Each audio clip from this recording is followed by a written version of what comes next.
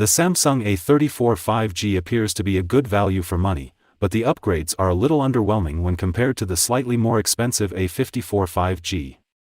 Samsung's latest mid-ranger makes minor improvements to key areas such as display, battery life, and performance, which could make it a more appealing choice for consumers looking for a great cheap phone in 2023, though the minor changes from last year's Galaxy A33 may deter owners from upgrading this year.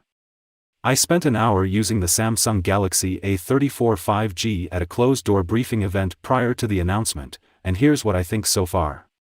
The Samsung Galaxy A34 5G is a refinement rather than a reimagining of the affordable mid-ranger, with the same design as the A33, until you flip it over. Samsung has abandoned its predecessor's camera housing, instead opting for the same single camera line as the flagship S23 range. The design change makes the phone appear more expensive than it is, but picking it up and feeling the glass stick back will remind you of its low price. While most will scoff at the use of material, the advantage of glass stick, Samsung's way of saying nice plastic, is that the phone feels relatively light in the hand at 199 grams when compared to glass-backed alternatives. It should also withstand drops without shattering, though the downside is that it will likely get scratched more easily. Things like swings and roundabouts. I will say that I adore the A34's color options, and it's something I'd like to see carried over from the mid-range to more premium devices, with awesome graphite, awesome silver, awesome lime, and awesome violet finishes. The display is the most noticeable difference between the Galaxy A34 and its slightly more expensive A54 sibling. The Galaxy A34 not only has the larger display of the two at 6.6 inches, but it also has what Samsung calls a Infinity U display design. To us, this simply means that the selfie camera is housed in a small teardrop-shaped notch at the top of the screen. The display isn't the most slick, with a thin but still visible bezel, but the Full HD Plus resolution makes things look crisp, and the jump from 90 Hz to 120 Hz is welcome, if not as noticeable as the jump from 60 Hz to 90 Hz.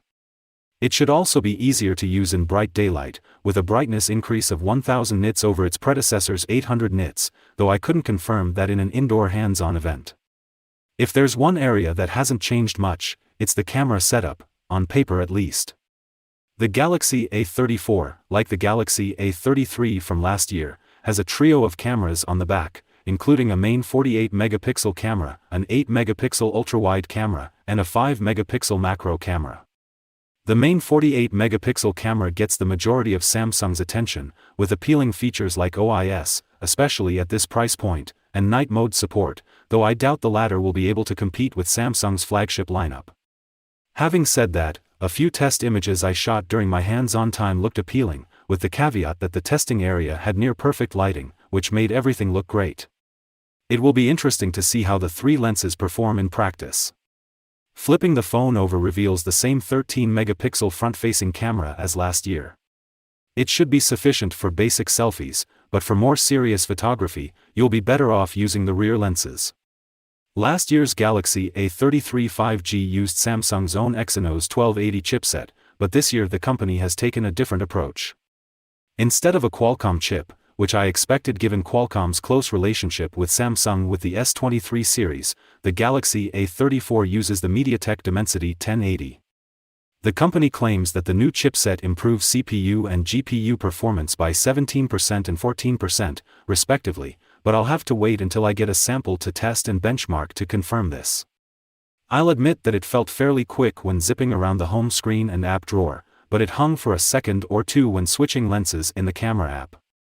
The Galaxy A34 5G ships with Samsung's latest One UI 5.1 based on Android 13, which includes a few unique features such as the ability to use certain Snapchat filters from within the native camera app. Aside from the new features, the A34's software is very much business as usual, with a rather clean setup that relies heavily on Samsung-branded apps like Samsung Pay.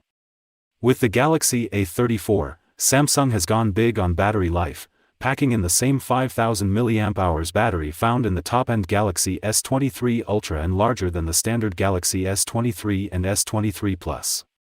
Samsung claims that the large battery and relatively power-efficient chipset should allow it to last about 2.5 days on a single charge, though I'm guessing that would be with fairly limited use. It will be fascinating to see how it performs in real-world tests. With only 25-watt charging speeds, however, getting from flat to full will most likely take some time. For comparison, the Galaxy S23 Ultra took an hour and a half to charge completely using a more powerful 45-watt charger. The Samsung Galaxy A34 may not appear to be all that different from its predecessor, but key improvements to the display, battery, and performance make it a slightly more appealing option for budget-conscious consumers.